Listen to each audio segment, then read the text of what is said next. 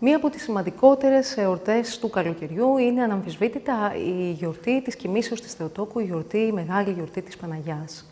Νηστευτικά έθιμα ξεκινούν ήδη από τις αρχές του Αυγούστου και βρίσκουν τα παλαιότερα χρόνια τις γυναίκες να καθαρίζουν με μεγάλη επιμέλεια τα χάλκινα αγγεία τους, όπως συνήθιζαν σε κάθε έναρξη μεγάλης νηστείας, ή να προσφέρουν επίσης μεγάλη ποσότητα οπωρικών στις εκκλησίες για να μοιράζονται, να διανέμονται στους φτωχούς, στους εσπερινούς και στις παρακλήσεις.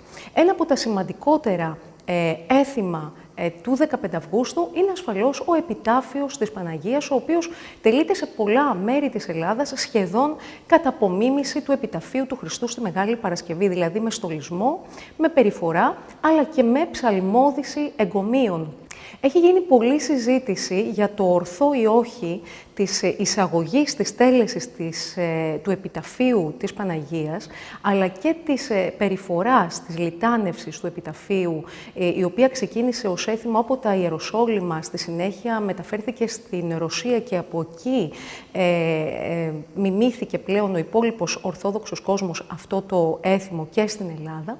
Έχει γίνει λοιπόν μεγάλη συζήτηση για το κατά πόσο είναι ορθή ή όχι η εισαγωγή της τέλεσης αυτού του εθήμου μέσα στην Ορθόδοξη λατρεία. Η μία άποψη υιοθετεί την τέλεσή της ως μέρος μιας ευσεβούς συνήθειας, μιας ευσεβούς παράδοσης των πιστών, η οποία απηχεί τον ιδιαίτερο ρόλο του προσώπου της Παναγίας στην συνείδηση του λαού, χωρίς επουδενή να βρίσκεται σε δυσαρμονία με την δογματική διδασκαλία της Εκκλησίας, όπως αυτή εκφράζεται και μέσω της Θείας Λατρείας. Η αντίθετη άποψη πάλι αναφέρεται σε μία καινοφανή συνήθεια, σε μία καινοφανή εισαγωγή στο τυπικό με στοιχεία ρωμαιοκαθολικής μαριολατρείας. Για την ιστορία να αναφέρουμε ότι τα εγκόμια της Παναγίας, έργο πολλών ποιητών και υμνογράφων, φαίνεται ότι συνετέθησαν μεταξύ του 8ου και του 14ου αιώνα. Η ακολουθία αρχικώς ξεκίνησε στην Γεθσιμανή, στο θεομητορικό προσκύνημα της Κοιμήσεως της Θεοτόκου. Σταδιακά άρχισε να εντάσσεται στις πανηχίδες της θεομητορικής εορτής, στα μοναστήρια που ήταν αφιερωμένα στην Κοίμηση της Θεοτόκου. Αργότερα εξαπλώθηκε στις υπόλοιπες ιερές μονές και τους ενοριακούς ναούς της Ελλάδας και κυρίως των νησιών, με μία προτεραιότητα, θα λέγαμε, στις Κυκλάδες. Το Οικουμενικό Πατριαρχείο αρχικά δεν ήταν αντίθετο προς την τέλεση του επιταφείου της Παναγίας. Αργότερα όμως, εν τέλει, στο τυπικό του βιολάκι υπάρχει σαφής απαγόρευση της τέλεσης του επιταφείου της Παναγίας ως μη συνάδουσας με το πνεύμα της Ορθόδοξης λατρείας.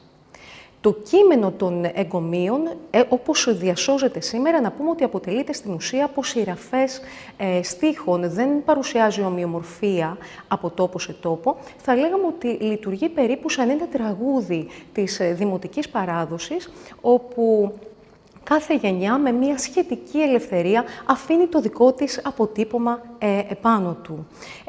Και γι' αυτό ακριβώς το κείμενο απέχει από το πρωτότυπο κείμενο του ιεροσολυμητικού τυπικού. Πολλές τροποποιήσεις ήταν αυτές που μεσολάβησαν και ασφαλώς ήταν επόμενο να υπάρξουν. Όπως και να έχει, τα εγκόμια της Παναγίας, ο επιτάφιος θρήνους της Παναγίας, είναι ένα ακόμα από τα πολλά έθιμα με αρχαίγονη προχριστιανική καταγωγή, όπως άλλωστε είναι και ο ίδιος ο επιτάφιος του Χριστού τη Μεγάλη Παρασκευή, αλλά και σχεδόν όλα τα έθιμα της Μεγάλης Εβδομάδας, θα λέγαμε ίσως σχεδόν όλα τα έθιμα του ενιαυτού, τα οποία παραπέμπουν ξεκάθαρα σε αρχαίγονες συνήθειες του ελληνικού λαού.